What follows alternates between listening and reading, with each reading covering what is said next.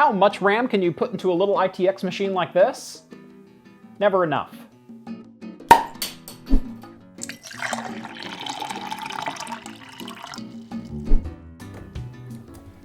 Let's see here, we got Irish Red, Stout, IPA. There it is. It's a Fractal Design Celsius Plus S24 Prisma. All right. However you're trying to stay cool, make the right choice with the all-new Fractal Design Celsius Plus line of all-in-one liquid coolers. Available in 240, 280, and 360mm sizes, along with your choice of dynamic or Prisma RGB fans, you'll be sure to find the right cooler for your system. Click the link down in the video description to learn more. Welcome back to Craft Computing, everyone. As always, I'm Jeff, and today my little VR rig is getting quite the upgrade. Now you've seen this PC on the channel before. This is my living room VR PC I built a couple of months back, and it's been running great ever since I put it together. Just as a quick recap, it's got a Ryzen 7 3700X on an MSI B450i Gaming AC Plus motherboard. It's got a Zotac Amp Edition 2070 Super, an InWin 700-watt SFX power supply, and 16GB of Patriot Steel DDR4 4400 MHz memory. Now the memory was just a little bit of an overkill selection, as 4400 MHz is darn near impossible to hit on a Ryzen platform. However, I chose this kit because I wanted to be able to hit 3600 or 3733 MHz with relative ease. What we wound up with was a kit that runs at 3733 MHz at cast latency 16, which is absolutely perfect for a Ryzen 7, and 16 gigs is more than enough for a VR PC.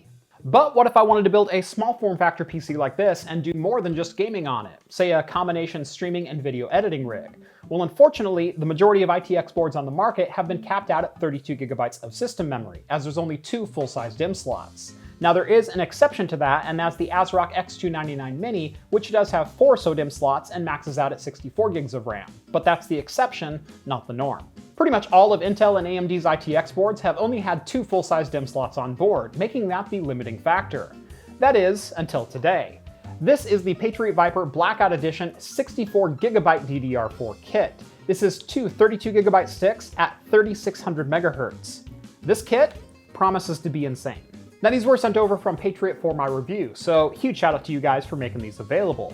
And the plan for today is we are going to put them into my ITX rig and see what kind of performance we get out of them. They are 3600 MHz CAS 18, but I'm actually hoping to eke just a little bit more performance out of them if I can. So let's go ahead and get started. So first off, we're just going to grab a quick benchmark from the RAM that's in here. That is the Patriot SteelSeries memory. It's running at 3733 MHz at CAS latency 16, 18, 18, 38. Inside of Windows, if we scroll down here in hardware info, you can see we're running at 1866, which is 3733 at cast latency 16, 18, 18, 38. So that all checks out. Let's go ahead and run Cinebench R20 just to see where the numbers come in at. All right, first score is a 4688, which is right in line with where I thought it should be, which is scoring almost identically to a stock 9900K. All right, there's a 4702, and we'll go ahead and do one more run. Just in case you're curious, in hardware info, we're running at about a 4 GHz all-core turbo, which is just about right for the system. I will say I did get a little bit more performance out of it when I overclocked it to 4.25, however it was at the cost of thermals, and I would rather this run a little bit quieter in my living room than get that extra 3 or 4 or 5% performance. So we've been running this at stock speeds, and I've been perfectly happy with it. And a 4704, so this thing is about as consistent as they come for scores go. For those playing along at home, here's a little tip for you. If you are planning on doing a memory upgrade, always go into your BIOS first, disable XMP, and turn off all of your manual overclock settings on your memory before upgrading your RAM. This will prevent your overclock from trying to apply to the new memory kit and possibly causing issues with it booting the first time. Out with the old and in with the new. And there we go, 64 GB of physical memory. That's exactly what I wanted to see. Now, before we boot into the OS, we are going to go over to overclocking and re-enable XMP. This will redo the automatic overclock on our memory, setting us at 3600 MHz at CAS 18, as you can see right here in Profile 1. And save and exit. Back into Windows, and you can see our memory clock did in fact apply from the BIOS. We're at 1800 MHz or 3600 MHz double data rate at CAS 18. So let's go ahead and fire up Cinebench and see what it does. In our previous test at 3733 MHz, we scored an average of 4,700 points, and here in our first test, we scored a 4702, so right on the money with where it should be. This is riveting YouTube, I'm sure. Second run, a 4700 flat. And last but not least, a 4704. And if my really quick math in my head is accurate, that's about a 4702 average. And before we go, I just want to tweak one final thing over here, and that's I want to try a little bit more aggressive timing. I'm going to go ahead and go 16, 18, 18, 18, and 38 to make it match the last kit of memory that we had in here. And we'll see if she even boots. And after 2 minutes of waiting for this thing to post, I don't think it's going to.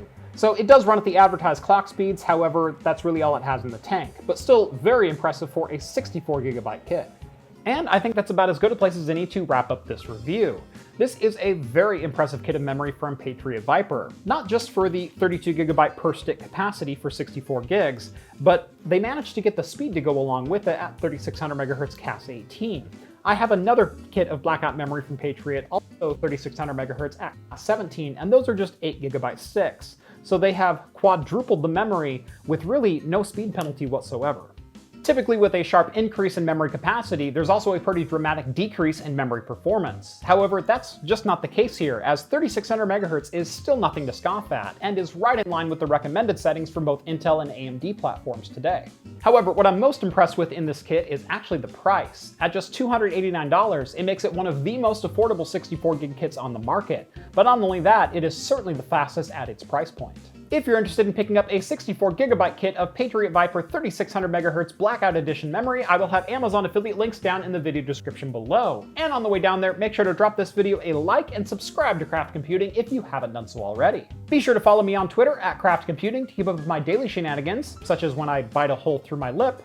And if you'd like to financially back the channel, make sure to look me up on Patreon, where you'll get exclusive access to my Discord server for as little as $1 a month. And that's going to do it for me in this one. Thank you guys so much for watching, and as always, I will see you in the next video. Cheers, all. That was seriously a good one.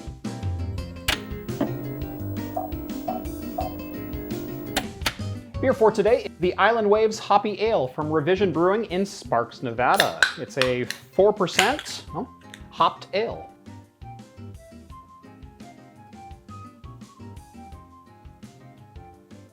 There's a lot of hops on the nose for this one, which is kind of surprising for only a 4% beer. Usually they don't hold on to the aromatics all that well. But this one, very pleasant. That's smooth, that's crisp. I like it.